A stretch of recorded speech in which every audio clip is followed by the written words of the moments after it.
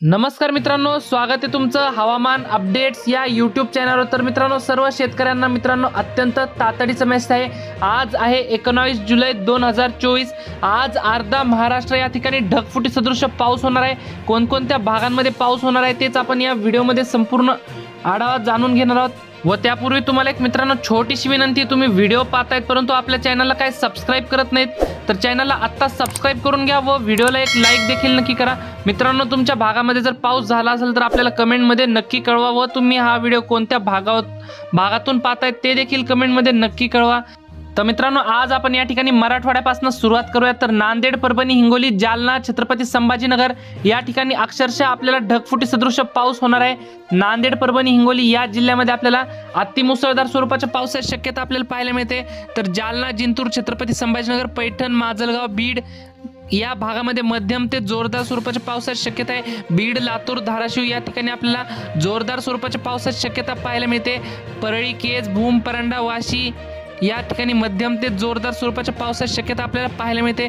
एकंदरीत मराठवाड्याचा जर विचार केला तर मराठवाड्यातील 8 जिल्ह्यामध्ये आपल्याला भाग बदलत आपल्याला जोरदार स्वरूपाचा पाऊस आपल्याला पाहायला मिळणार आहे। तसेच या ठिकाणी विदर्भामध्ये जर पाहिलं तर विदर्भामध्ये भंडारा, गोंदिया, नागपूर, चंद्रपूर, गडचिरोली, बुलढाणा, नागपूर या संपूर्ण विदर्भातील जिल्ह्यामध्ये आपल्याला जोरदार स्वरूपाचा पाऊस पाहायला मिळतोय। अमरावती, अकोला या जिल्ह्यामध्ये देखील आपल्याला ढगफुटी सदृश पावसाची शक्यता पाहायला मिळते। तसेच यवतमाळ, वाशिम, पुसद अतिमुसळधार स्वरूपाच्या पावसाची शक्यता आपल्याला पाहायला मिळते। चंद्रपूर, वणी या भागामध्ये देखील आपल्याला जोरदार स्वरूपाच्या पावसाची शक्यता पाहायला मिळते। नागपूर, भंडारा, गोंदिया या भागामध्ये देखील आपल्याला मध्यम ते जोरदार स्वरूपाचा पाऊस पाहायला मिळतोय। एकंदरीत विदर्भातील सर्वच जिल्ह्यामध्ये आपल्याला बहुतांश भागांमध्ये आपल्याला ढगफुटी सदृश पाऊस पाहायला मिळते। तसेच जळगाव, नंदुरबार, धुळे या जिल्ह्यामध्ये देखील आपल्याला जोरदार स्वरूपाच्या पावसाची शक्यता पाहायला मिळते। धुळे जिल्ह्यामध्ये देखील आपल्याला सर्वाधिक पावसात जोर पाहायला मिळते। तसेच नाशिक, इगतपुरी, मनमाड, वाडा या भागामध्ये आपल्याला हलक्या ते मध्यम स्वरूपाचा पाऊस पाहायला मिळते।